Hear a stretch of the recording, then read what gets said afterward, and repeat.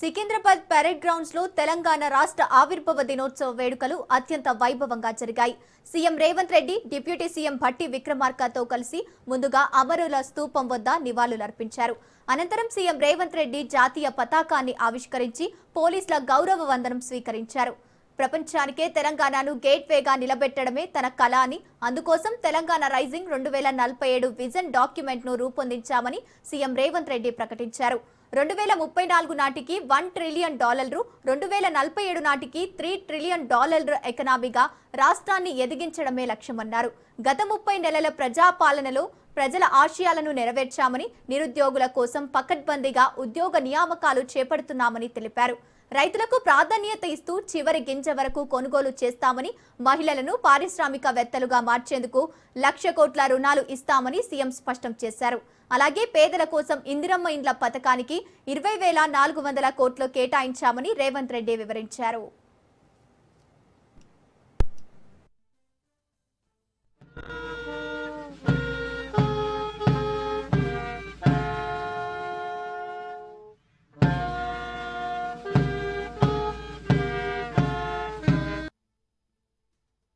రైతులు దళారుల బారిన పడి మోసపోకూడదని రైతులు పండించిన పంటలు ప్రభుత్వమే కనీస మద్దతు ధర చెల్లించి కొనుగోలు చేస్తుంది.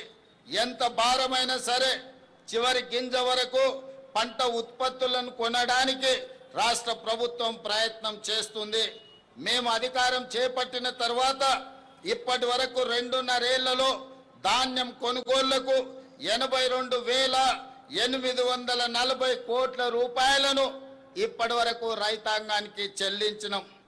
ఈ యాసంగి సీజన్లో రాష్ట్రమంతటా 8,575 కొనుగోలు కేంద్రాల ద్వారా చురుగ్గా ధాన్య సేకరణ జరుగుతుంది.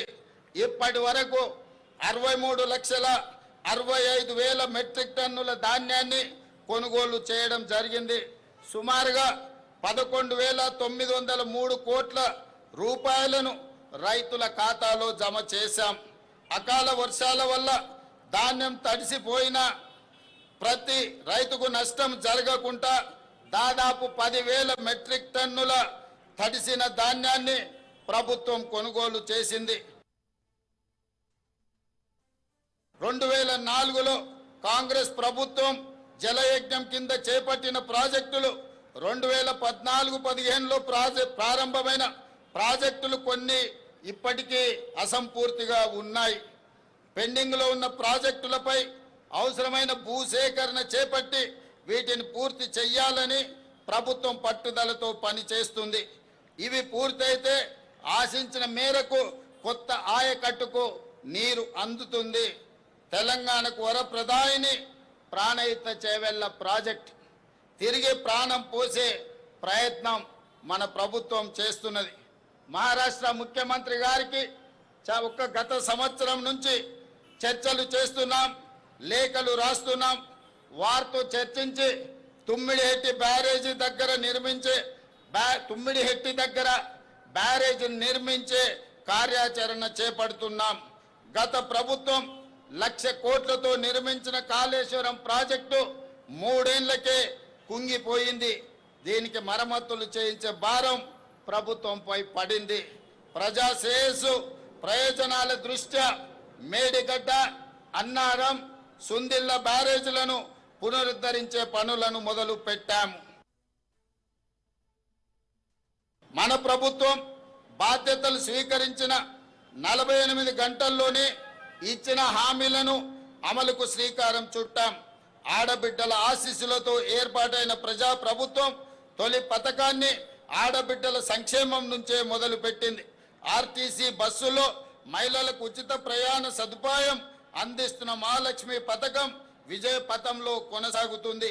ఈ పథకం ద్వారా రాష్ట్రంలో ఆడబిడ్డలు దాదాపుగా 10,000 కోట్ల రూపాయలు ఆదా చేసుకోగలిగారు. ఇది నాకెంతో సంతోషాన్ని, ఆనందాన్ని, సంతృప్తినిచ్చే సందర్భం అని తెలియజేయడానికి నేను ఆనందపడుతున్నాను. మహాలక్ష్మి పథకంలో రాష్ట్రంలో 42,90,000 కుటుంబాలకు 500 రూపాయలకే ఎల్పిజి గ్యాస్ సిలిండర్ అందిస్తున్నాం. గృహజ్యోతి కింద 53,09,000 పేద గృహాలకు 200 యూనిట్లను ఉచిత విద్యుత్తును మనం అందిస్తున్నాం.